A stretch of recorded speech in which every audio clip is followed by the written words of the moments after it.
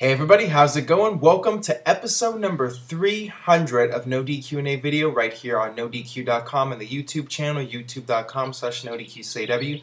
Thank you guys so much for all your support, checking out the videos, spreading the word on Facebook, Twitter, wherever. I really do appreciate it from you guys. Got a ton of questions here. This is going to be a special extended edition of NoDQ&A videos, so let's get right down to it.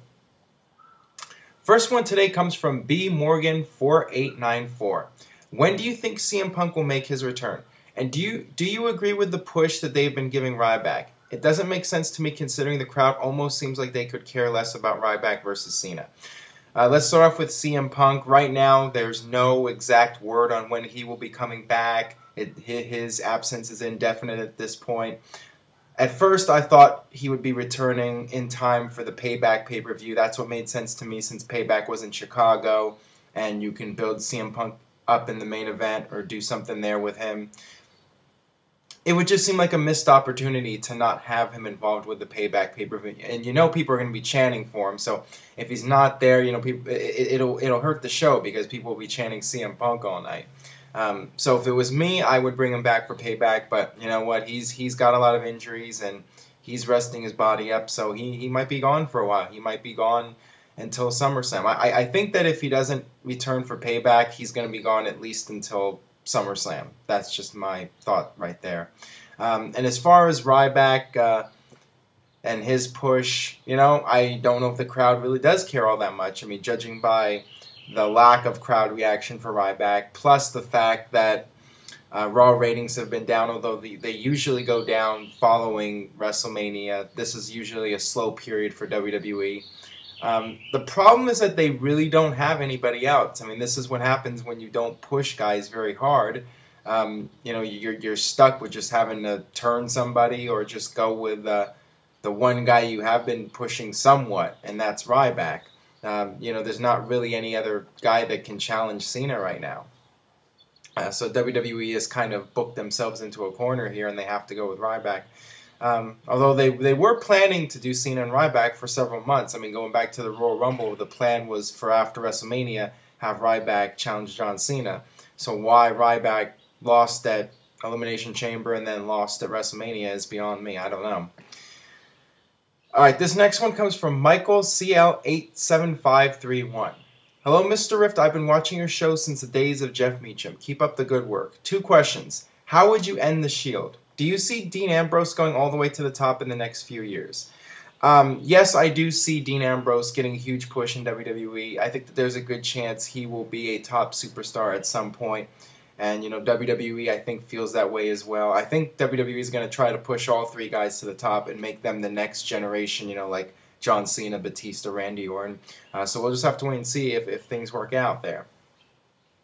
As far as ending the group, how it should be ended, you know, just have them lose some matches. Have them lose one big match and then have them lose a couple more big matches and, you know, slowly tease dissension with the group. And then finally they lose a big match and, you know, they just snap and go at it, and that's the end of it. You know, that's really the only logical way to go is to just have them lose matches, and then, you know, that will naturally lead to the dissension and the eventual breakup. Alright, this one comes from Salyers215. Congrats on 300 episodes. Ryback versus John Cena Extreme Rules. The Shield comes out, one gets powerbombed through the announce table, and one gets speared through the barricade. Match ends in a draw. Cena retains. Your thoughts? Please answer on video. I don't think it's a good idea. I don't think that you should have a draw in a last man standing match on pay-per-view. I just think it's a bad idea. People that are paying money to see the pay-per-view want to see a decisive winner. I'm not a big fan of screw jobs on pay-per-views because people are shelling out their hard-earned money and they want to see a decisive winner. If this was something that was being done on free television, sure, wouldn't have a problem with this finish. But doing it on pay-per-view, I don't think it's a good thing to do. Alright, next one comes from ChrisWin79. So the commentators were having a big discussion about the Shield's first loss and what would happen. King even mentioned it would break the team. Is this a sign that Shield will lose soon, maybe even Extreme Rules? Well, I talked about this earlier with the Shield breaking up. I don't see it happening at Extreme Rules. I think the Shield will stick around for at least a little while longer. I think a good time to break them up would be later in the summer even in the early fall. There's even a possibility they'll last to WrestleMania. I think that that's pushing it, but I think they still have a lot of momentum, and there's no reason to break them up right now. If anything, I'm expecting them to win the tag team titles at some point and do that storyline where two of the three guys come out and defend the belts, and you don't know which two guys you're going to be facing. They'll do some sort of storyline like that. So that's what I think is more likely at this point. All right, this one comes from Franca Mendola. Is there a reason Sting never worked for WWE beyond loyalty to WCW? Wasn't there a rumor that he never worked for Vince to the effect of his being very religious and against storylines? Of course, that might have been a dream. I think during the 1990s, a lot of it did have to do with loyalty to WCW, but you have to keep in mind that WCW was paying Sting very well, and he was a star on television. He was pushed to the top, so there was really no reason for him to go to WWE. He had a great spot in WCW as one of the top superstars making good money. I think, in the past decade, why he didn't go to WWE, I think that it wasn't so much the whole religion thing. I think it was because he even said it himself that he had this fear that WWE would not push him properly. And, Sting pointed out examples like Scott Steiner and Goldberg. And, I agree with him to a degree. I think that, there is the possibility that WWE wouldn't push Sting properly and he would just get jobbed out to the WWE guys. But I still think that Sting should have taken a chance at some point. I think that Sting needs a WWE run, or at least one match, just to put that exclamation point on his career. There's still time. He's getting up there, but they can still do something. One more match, maybe a Hall of Fame combination, him going into the Hall of Fame, and then a final match at WrestleMania. Would not rule it out, and I think it would be a fitting end to Sting's career. So, the ball's in his court, I think. All right, this one comes from WWE Monkey 93. Hey, Aaron, love the show, and you have awesome shirts. Well, thank you for that. Do you think Kamala should be inducted into the Hall of Fame? I don't know if I would induct Kamala into the Hall of Fame. He was a mid to upper card guy, and he did have a brief period where he feuded with Hulk Hogan for the WWE title, but he was just another one of those guys that was a heel for Hulk Hogan, the face. I don't think I would induct him. I think that's pushing it a little bit too far. He did have some star power, and people remember the character, but I think that you need to save the Hall of Fame for the very top tier level performers. And, with all due respect to him, I don't think that he should be in it. All right, this one comes from Alex Draving. Hey, Aaron, every WrestleMania has down spots, but which do you think was the last WrestleMania that fully delivered? I think WrestleMania 20 was the last WrestleMania that I was completely satisfied with from start to finish. Please answer in video. One could argue WrestleMania 20 is the last really good WrestleMania. In my opinion, for me personally, I think that the last really good WrestleMania was 23. You had the two world title matches were great, Shawn Michaels and John Cena, and then Batista and Undertaker. And then, of course, you had the Battle of the Billionaires, and that was, an epic WrestleMania moment, one that you'll never forget. And, of course, the Money in the Bank ladder match. So, top to bottom, I enjoyed WrestleMania 23 a lot, and I think that was the last WrestleMania where I really felt that from the bottom of the card to the top of the card, you had a very solid show. All right, this next one comes from WWE Fandango. I don't think it's the real Fandango, but could be wrong. Hey, Aaron, my question is, do you think WWE should do more big bump spots like falls off cages or cells as an oh my god factor?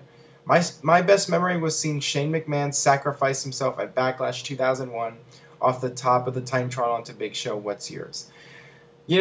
Seeing all the big spots and the big falls, it's really cool for a fan to watch, but, you have to keep in mind what the performers are going through, and, I do give WWE credit for trying to slow things down a little bit and protect the health and well-being of their performers.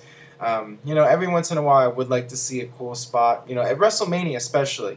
And I think that's one problem with WrestleMania is, they don't go all out. You know, if they're gonna do like a big fall off of a platform or something, or some kind of crazy spot, do it at WrestleMania where people will remember it. But then, of course, they end up doing these big spots whenever they do have the kind of big spots like that. You know, they did something at TLC with the Shield. I think it was Seth Rollins. Correct me if I'm wrong. One of them took that big bump in that match, but you know, was at a minor pay-per-view that not a lot of people remember. So if you are gonna do stuff like that, do it at the major pay-per-views like WrestleMania. And as far as my favorite moments, you know, of course, Mick Foley going off Hell in a Cell, I think would have to be number one. And as you mentioned, the Shane bumps and the one he took at I think SummerSlam 2000 with Steve Blackman. I mean, that was a cool moment right there. And you know, all the spots in the TLC matches were very memorable. So yeah, I would like to see him every now and then, but you know, do him at the big shows. All right, this one comes from Joa Felipe 315. Hey Aaron, what do you think of the top heels always winning matches with help? Just like CM Punk, I think that's stupid that he's the top bad guy, so they should make him not look good, not winning with help all the time. What do you think? Please answer in video.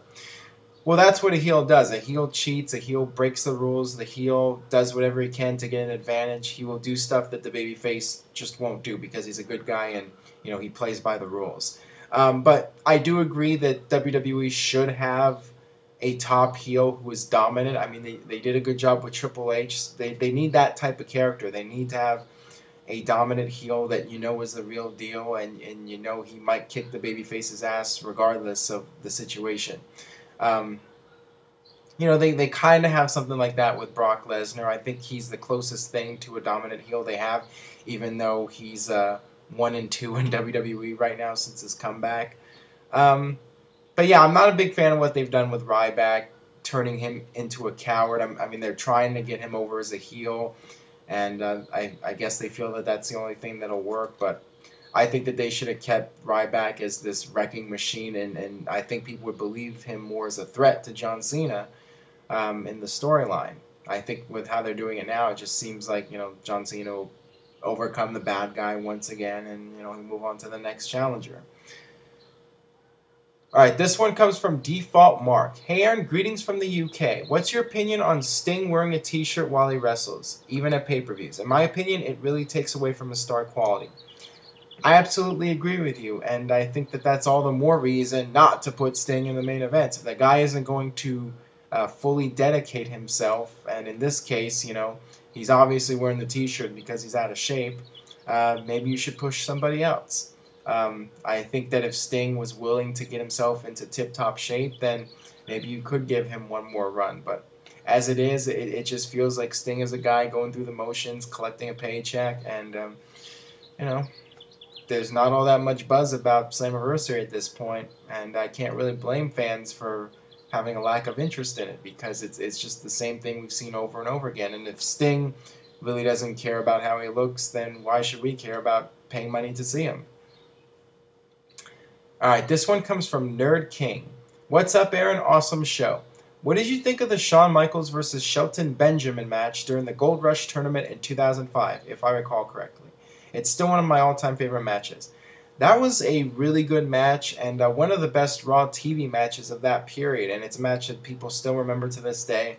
I think it's best remembered because of the finish. I mean, it was an awesome finish, one of the best finishes you'll ever see, and that's when Shelton Benjamin was coming off the top rope with the springboard, and he landed right into a super kick. I mean, it was perfect timing. It looked so good that WWE used it for the Raw opening video package for a couple of years, I think. Yeah, it's just a really good match, and you know, that's one of those examples of how Shelton Benjamin, you know, could step it up and could perform at the level with the top superstars like Shawn Michaels. All right, this one comes from A Master Debater. Hey Aaron, what did you think of the Big Daddy V character? I thought he was awesome and a truly wasted talent despite his size. You know, I like Nelson Frazier. I think that he's a good big man performer, but you know, I think that he was a bit limited because of his size. He couldn't do a whole lot, and you know, he was Mabel, men on a mission, and he had a push. He went King of the Ring, and he went on to SummerSlam against Diesel, and that match bombed big time, and that whole run just didn't get over with the fans. So, I think that I think the best character that he portrayed was just being Viscera during the Ministry of Darkness era. I think that was when he was at his best, and I liked how he had the contacts, the white contacts. I thought that looked really cool. And I think that was his best character. But then they brought him back and did the Love Machine or whatever. I don't even remember the stupid gimmick, trying to make him the new Val Venus or whatever. And at that point it was hard to take him seriously again. So when they did Big Daddy V, especially with that outfit, I mean, come on, it was very hard to take him serious by that point, I think. All right, the last question today on episode number 300 comes from Kayfabe Candy Ass. I'm a huge Chris Jericho fan, but does it seem like his heart isn't in reprising his Y2J persona? Granted, the WWE's been asking him to make chicken soup out of chicken shit with some of his material. Just seems like he's trying too hard to be that guy again.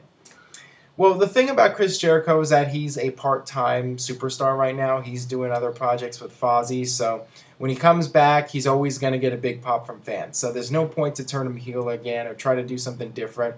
I think it's just easy for everybody involved, for Chris Jericho, to just stick to the classic Y2J character as long as he's going to be just coming in and out every now and then.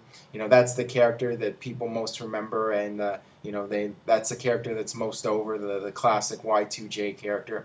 So I think that's why they're doing it. If at some point Chris Jericho comes back full time, maybe at that point he'll focus on doing something different with his character and changing it up. But for now, I have no issue with what they're doing with him, and he's just coming in every now and then being Y2J and just doing his thing and working with some of the younger talent like Fandango. So that's really all there is to it with Jericho right now. All right, that'll do it for episode number 300 of NoDQ&A Video. Subscribe if you haven't already. YouTube.com/NoDQCAW. Word of mouth will really help a lot. So just tell a friend on Facebook or Twitter. Post this video on those sites, and tell anybody who watches wrestling to check out NoDQ&A Video. Stay tuned to NoDQ.com. Next weekend, not this coming weekend, but the weekend after, will be WWE Extreme Rules. And you can check out NoDQ.com for all the very latest regarding Extreme Rules. And with that being said, I will see you guys next time for episode number 301 of NoDQ&A Video.